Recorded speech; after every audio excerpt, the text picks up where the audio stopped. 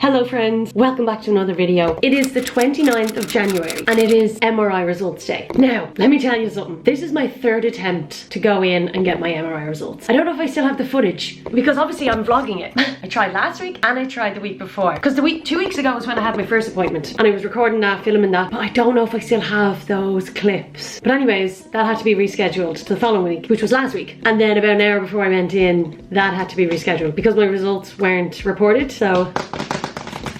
But it's fine, got the call on Friday, it's now Monday, and they said that the results were available. So I know for a fact I'm getting the result today.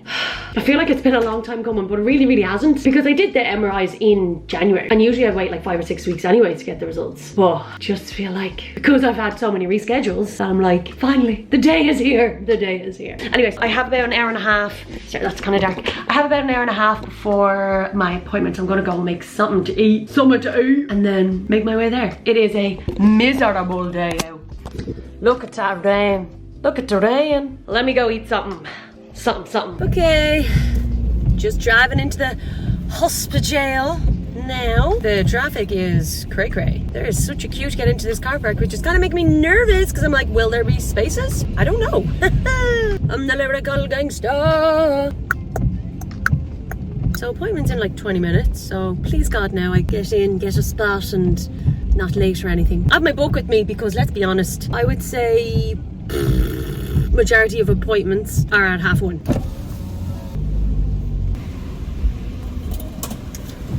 Woohoo! We're shucking diesel. Okay, I reckon I just go straight up to the top instead of trying to do laps of the place looking for a spot. Also pissing out, lads. Pissing rain. Raining cats and dogs. Or as we say in Irish, tá sé curbáistí. You don't have to say it like that. You can literally say tá sé curbáistí. I think I'll be going up to the 3rd level. Extraordinary. Oh, someone got a spot, you little bollocks. Juice like a strawberry. Now, the other 2 appointments, I did get a little bit nervous going in. But now because I've been waiting, I feel like I've been waiting so long and I've had so many appointments at this stage that I'm like, oh, let's just fucking get this over with. Let's just get what. I'm not gonna go around there. I think I'm just gonna go straight up. I'm not happy that I'm up here in the rain. I'm gonna be honest, guys. I'm gonna be real honest here. Why is it so packed? I'm a little bit nervous, guys. Oh my God, what is that sound? Oh my God, I did not like that, whatever that was. Is that a spa? It is, but it's fucking kind of difficult to get into. Why can't people just park like nice people so that everyone can have room? Oh, bingo. I'm gonna take you a spot, mate. Oh, careful now.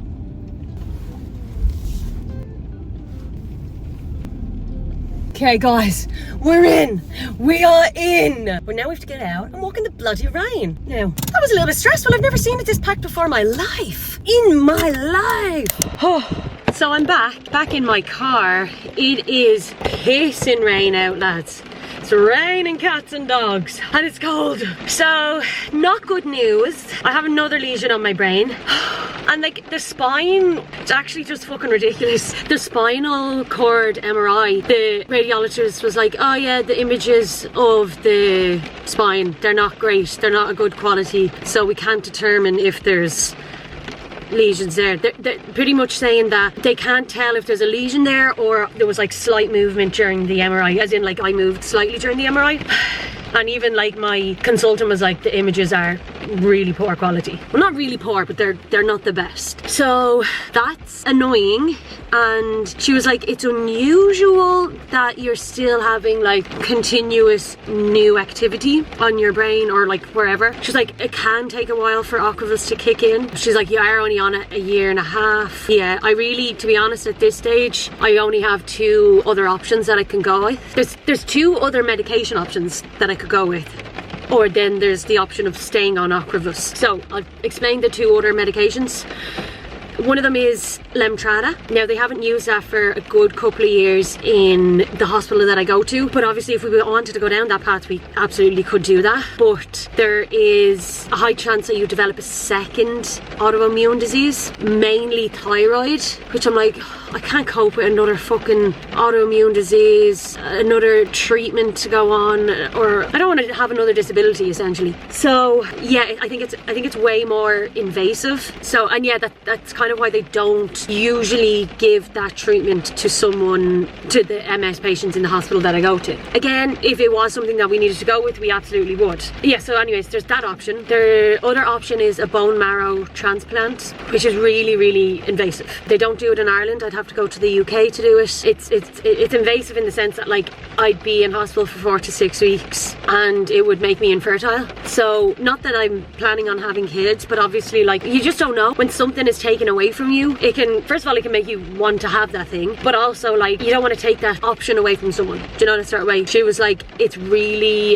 essentially to be able to fit into that criteria, you need to have more than one new lesion, and you have to have gone into a physical relapse, which I haven't. I actually have felt very, very healthy over the last 6 months, and I've said to them like, there's been no new symptoms, no, I've never felt like I've gone into relapse, there's been no new sensations, and I feel really well. And like, especially since going on my career break, I feel incredible. It's probably like the best I've felt in a long time, in a long time. So we kind of did make the decision that I wouldn't be changing treatment. For the bone marrow transplant, they try to prioritize people who have very bad MS, and like considering I still have a low lesion count, like even though I'm still continually getting new lesions, it's still low compared to a lot of people with MS. Like some people would have like 40 plus lesions. I think that now brings me up to like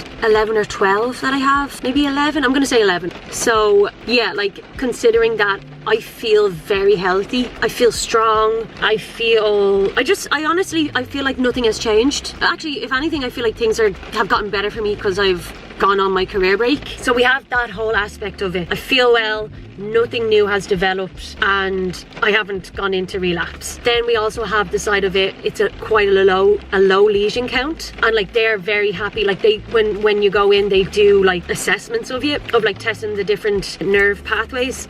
And they were very good, like they are very thorough. So they have to make a decision based on all of that information, and like obviously I am included in that decision. It's not like them saying, oh, this isn't this, you can't do this, or you have to stay on Octopus. It's not like that. We're very much make the decision together. But also like the bone marrow thing, like they don't think that I'd even qualify for it just because I'd have to go into relapse. And to be honest, like it did actually scare me a little bit. Like obviously if my MS just kept progressing and I was actually physically going into relapse and things were getting worse or developing new symptoms, anything like that, I wouldn't fuck about. Like I'd be like, do what we have to do to make me better. Do you know, that sort of way? But like we kind of made a decision, I don't need to do the bone marrow transplant. I don't need to do that. And now the thing is, if you do your bone marrow transplant, that should be it in terms of like your treatment for MS. Like you do that 4 to 6 weeks, and then you don't continue to then get a different type of treatment. That is your treatment for life. But in saying that, I did ask that, I was just like,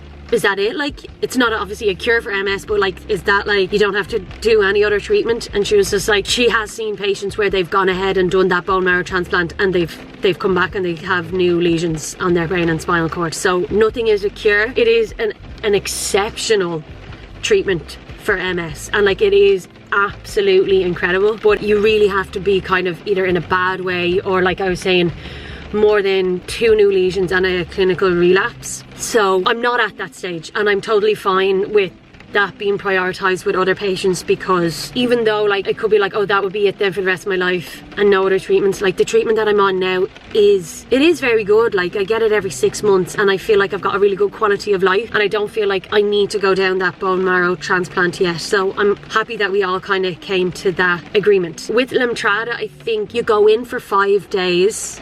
You get, I think it's 5, I can't remember now. If anyone's on this drug, let me know if I've gotten any of this wrong.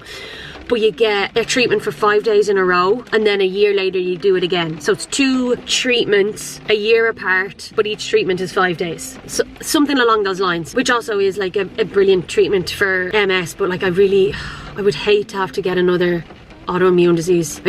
I actually don't think I would cope with that. But anyways, the decision is I'm staying on Ocrevus. I'm happy with that decision. I feel healthy. I feel strong. I feel really good at myself, and I don't feel like anything has gotten worse. Obviously, they said if anything happens at all in terms of like new symptoms or progressive new symptoms, which I will be familiar with from going into relapse. And I think when you've experienced a relapse with MS, you're so fucking in tune and aware with what's going on in your body, and like those sensations that you get when you're having a relapse, they're so obvious. Well, like for me they were. I can't speak on behalf of every relapse because I don't know what every relapse is like, but my ones were fucking atrocious, and there was no denying it. Like physical disability was straight away, like not straight away, but like it was like there was no denying it. Like I was very physically disabled. Yeah, so anyways, if I develop any new symptoms or anything I'm concerned about, I have to ring them and they'll bring me in and we'll do an assessment. Other than that, if everything is going grand and I feel fine, I'm just going to do my scans towards the end of the year, and I'll be brought in to discuss whatever the results are. But if there was something, like if something drastic happened, I would just call them.